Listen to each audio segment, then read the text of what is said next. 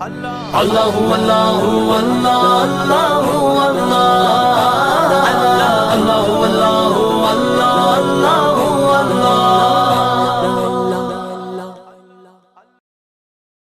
السلام علیکم ورحمۃ اللہ وبرکاتہ۔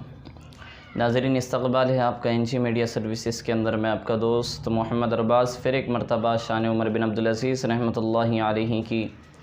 قسط نمبر 11 کے ساتھ آپ لوگوں کے درمیان حاضر ہوں۔ اب تک کئی قسطیں ہو چکی ہیں اور آپ سامعین سماعت فرما رہے تھے کہ کس طریقے سے حضرت عمر بن عبدالعزیز رحمۃ اللہ علیہ اور ان کے جد امجد حضرات صحابہ کرام و حضور پاک صلی اللہ علیہ وسلم کی سیرت سوانح اور آپ کی احادیث مبارکہ، حضرت عمر بن الخطاب رضی اللہ تعالیٰ عنہ کے فرمان اور حضرت عمر بن عبدالعزیز رحمۃ اللہ علیہ کی سوانح آپ لوگوں کے درمیان پیش کی گئی۔ ناظرین، جیسا کہ ہم جانتے ہیں کہ حضرت عمر بن عبدالعزیز رحمۃ اللہ علیہ جیسا خلیفہ حکمراں دنیا میں اس کے بعد کبھی نہیں گزرا۔ حضرت عمر بن عبدالعزیز رحمۃ اللہ علیہ کا اس سے قبل میں نے ایک واقعہ آپ لوگوں کے درمیان پیش کیا تھا کہ ایک غلام جو کہ حبشہ کا تھا، حبشی غلام تھا، اور اس کے ساتھ حضرت عمر بن عبدالعزیز رحمۃ اللہ علیہ نے کچھ ایسی حرکت کی جو اس کو نازیبا لگی اور اس کے دل پر گزری۔ اس نے حضرت عمر بن عبدالعزیز رحمۃ اللہ علیہ سے جب اس بات کو دریافت کیا تو حضرت عمر بن عبدالعزیز رحمۃ اللہ علیہ نے اللہ کے لیے اس کو آزاد کیا، اور بڑی ہی ندامت ان کے دل کے اندر آئی، اور ندامت کے ساتھ آپ نے توبہ کی، اللہ رب العالمین سے معافی بھی چاہی۔ یہ توبہ کا واقعہ پہلی مرتبہ ایک غلام کے ساتھ آپ کے سامنے پیش ہوا۔ دوسری مرتبہ جس وقت آپ کے ہاتھوں سے خبیب کا قتل صادر ہوا، اس وقت آپ کو بڑا افسوس ہوا اور بڑا ہی رنج و غم ہوا، اور آپ نے جو ہے تو اس کے بعد جب کہ آپ اتنے بڑے سلسلے سے ہیں اور آپ کا تعلق حضرت عمر بن الخطاب رضی اللہ تعالیٰ عنہ سے ہے، ان تمام صفتوں کے نسبتوں کے باوجود جب آپ سے کوئی چیز غلط صادر ہو گئی تو اس کے بعد آپ نے 70 دن تک ٹاٹ کا سیاہ لباس پہنا ہے۔ 70 دن تک آپ نے ٹاٹ کا سیاہ لباس پہنا ہے۔ اس کے بعد قاسم بن محمد انہوں نے آپ کو سمجھایا، انہوں نے آپ کو تسلی دی کہ آپ نے جو کیا تھا وہ ٹھیک ہے ایک وقت کے لیے، اور آپ کو تسلی دی۔ اس کے بعد آپ نے جو ہے تو اپنا یمنی لباس پہنا ہے۔ یہ وقت کے حکمراں تھے کہ آپ سے کوئی چیز غلط صادر ہو جاتی تو خود کو سزائے دیا کرتے تھے۔ آج ہم اپنا معاملہ دیکھتے ہیں کہ ہمارا کیا معاملہ ہے۔ خیر، بہرحال یہ تو حضرت عمر بن عبدالعزیز رحمۃ اللہ علیہ تھے۔ وقت گزرتا گیا، حضرت عمر بن عبدالعزیز رحمۃ اللہ علیہ کو جس وقت مدینہ طیبہ سے معزول کیا گیا، اس کے بعد تو جو توبہ کی لہر آپ کے دل کے اندر جاگی ہے، اس کے بعد سے آپ کا دل بالکل نادم اور بالکل ہمیشہ کے لیے آپ کا دل ہر وقت جو ہے تو مچلتا رہتا اور تڑپتا رہتا امت کی فکر کے اندر، اور آپ کے سامنے جب کچھ واقعات ایسے آتے کہ جب آپ کو معلوم پڑتا کہ کسی فلاں شہر کے اندر، فلاں ملک کے اندر، فلاں جگہ پر کسی کے ساتھ ظلم و ستم ہو رہا ہے، تو آپ کا دل پھر زیادہ ندامت والا بن جاتا اور زیادہ آپ کے آنکھوں میں آنسو آ جاتے۔ جب کہ آپ کو معلوم پڑا کہ حجاج بن یوسف، جس کو خلیفہ ولید نے علاقہ عراق اور اس کے اطراف و اکناف کا حکمراں بنایا ہے، حاکم بنایا ہے، اور وہاں کا جو ہے تو حجاج بن یوسف کے زیر نگرانی وہاں کی تمام تر چیزیں ہیں، اور وہاں پر دن اور رات صرف ظلم و ستم کرتا ہے، اور پورے عراق والوں کو جو ہے تو خون سے اس نے رنگ دیا ہے، اور حتیٰ کہ ہر دن رات میں کوئی نہ کوئی خون کی واردات جب ان کے کانوں پر پڑتی تو بڑا دل روتا اور بڑے اندر سے کڑتے۔ اسی کے ساتھ ایک اور حاکم جن کو خلیفہ ولید نے مصر کا حاکم بنایا تھا، وہ بھی وہاں پر شراب کو عام کیا کرتا، اور وہاں پر جو ہے تو ظلم و ستم بھی عام تھا۔ اسی کے ساتھ ملک یمن کے اندر، علاقہ یمن کے اندر حجاج بن یوسف کے بھائی جن کو حاکم بنایا گیا تھا، ان کی بھی وہاں پر کی واردات جب حضرت عمر بن عبدالعزیز رحمۃ اللہ علیہ کے کانوں پر آتی تو بڑا ان کا دل روتا۔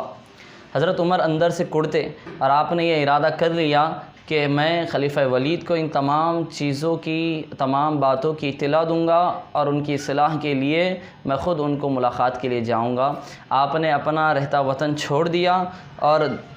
دمشق کے اندر روانہ ہوئے۔ وہاں پر جا کر وہاں سے حضرت خلیفہ ولید کی ملاقات کے لیے آپ گئے اور وہاں پر جا کر خلیفہ ولید کو آپ نے اپنے انداز کے اندر ناصحانہ کلام اور نصیحتوں کے ساتھ آپ نے نوازا ہے۔ جب خلیفہ ولید کی ملاقات کے لیے آپ پہنچے ہیں، اس کے بعد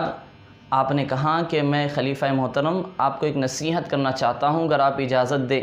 حضرت خلیفہ ولید آپ کے مزاج سے واقف تھے، وہ جانتے تھے کہ یہ ضرور بضرور کچھ ایسی نصیحت کریں گے جو عوام کے درمیان مجھے نازیبہ گزریں گی۔ اس وقت حضرت خلیفہ ولید نے کہا کہ میں آپ کو کہوں گا، اس وقت آپ مجھے نصیحت کریں۔ حضرت عمر بن عبدالعزیز رحمۃ اللہ علیہ فرمانے لگے کہ جس وقت آپ کا راحت اور آرام کا وقت ہوگا اس وقت میں کہیے گا، انشاءاللہ میں اس وقت نصیحت کروں گا۔ ایک وقت یوں ہوا کہ شامیوں کی ایک جماعت خلیفہ ولید کی ملاقات کے لیے آئی۔ حضرت عمر بن عبدالعزیز رحمۃ اللہ علیہ بھی ان کے ساتھ ہو لیے، اور حضرت عمر بن عبدالعزیز رحمۃ اللہ علیہ اس جماعت کے ساتھ خلیفہ کے دربار میں حاضر ہوئے۔ خلیفہ ولید نے سوچا کہ شاید یہ وقت مناسب ہے کہ حضرت عمر بن عبدالعزیز رحمۃ اللہ علیہ کو اس وقت جب میں نصیحت کا کہوں گا تو شاید یہ شرم کی وجہ سے نصیحت نہ کر پائیں گے، تو یہ وقت مناسب ہے۔ خلیفہ ولید نے کہا کہ آپ کچھ نصیحت کرنا مناسب سمجھ رہے تھے، وہ نصیحت آج کیجئے، آج میرے لیے مناسب وقت ہے۔ حضرت عمر بن عبدالعزیز رحمۃ اللہ علیہ اس وقت فرمانے لگے کہ خلیفہ مجھے یہ نصیحت کرنی ہے کہ آپ کی خلافت کے اندر ظلم و ستم بڑھتا جا رہا ہے، ظلم و ستم عام ہے، شراب گوئی عام ہے، شراب عام ہے، لوگوں کے اندر ایک ڈر کا اور خوف کا ماحول پیدا کیا جا رہا ہے۔ حضرت نے تمام وہ چیزیں جو آپ کے دل میں تھیں خلیفہ ولید کے سامنے کی، اور ولید کو اس بات کا احساس دلایا کہ آپ ظلم و ستم کو اگر کم نہیں کریں گے تو کل قیامت کے دن اللہ رب العالمین آپ سے سوال کریں گے، چونکہ اس وقت حکمراں آپ ہے، تمام حکمرانی آپ کے ہاتھوں میں ہے۔ یہ جب نصیحت کی اور اس کا جو اثر ہوا، اس کے بعد خلیفہ ولید نے تمام اپنے حاکموں تک پیغام پہنچایا، تمام کو درخواست دی کہ جہاں کہیں ایسی کچھ معاملہ ہوتا ہے تو میں اس پر سخت سے سخت کارروائی کروں گا۔ یہ تمام باتیں حضرت عمر بن عبدالعزیز رحمۃ اللہ علیہ کی صحبت کی وجہ سے، آپ کے ناصحانہ کلام کی وجہ سے خلیفہ ولید پر اثر مند ثابت ہوئیں، اور یہ سب چیزیں خلیفہ ولید کے اندر ایک بدلاؤ اور تبدیلی کا ذریعہ بنی۔ اللہ رب العالمین سے دعا ہے کہ اللہ رب العالمین ویسے حکمرانوں سی، ویسے خلیفاؤں سی صفتیں اور ویسے عادات ہمارے اندر بھی پیدا کرے کہ جب کوئی چیز غلط دیکھتے ہیں تو دل کوڑتا اندر سے، اور اندر سے دعائیں کرتے، اللہ رب العالمین سے دعائیں کرنے لگے۔ حضرت عمر بن عبدالعزیز رحمۃ اللہ علیہ جس وقت خلیفہ ولید کی ملاقات کے لیے آ رہے تھے، اس وقت کی ایک بات یہ بھی ہے کہ حضرت نے اللہ رب العالمین کی طرف لو لگا کر ہاتھ اٹھا کر دعا کی کہ اے اللہ آپ جانتے ہیں پوری دنیا ظلم و ستم سے بھر چکی ہے، اے اللہ آپ امت کے لیے راحت اور آرام کا ذریعہ بن جائیے اور امت کو راحت اور آرام پہنچائیے۔ یہ دعاؤں کا اثر تھا، یہ اللہ والوں کی صفتیں ہوا کرتی ہے، یہ اللہ والوں کے جامع کمالات تھے جس کو آج تک بھی ہم یاد کرتے ہیں اور ان کی سوانح بیان کرتے ہیں۔ اللہ رب العالمین سے دعا ہے کہ اللہ رب العالمین ہم تمام کو بھی حضرت عمر بن عبدالعزیز رحمۃ اللہ علیہ اور ان جیسے اخلاق، صفات اور ان کی سیرت کو اپنانے والا بنائیں۔ ہم آپ سے پھر ایک مرتبہ گزارش کرتے ہیں کہ اپنے اکابرین کا دفاع کریں۔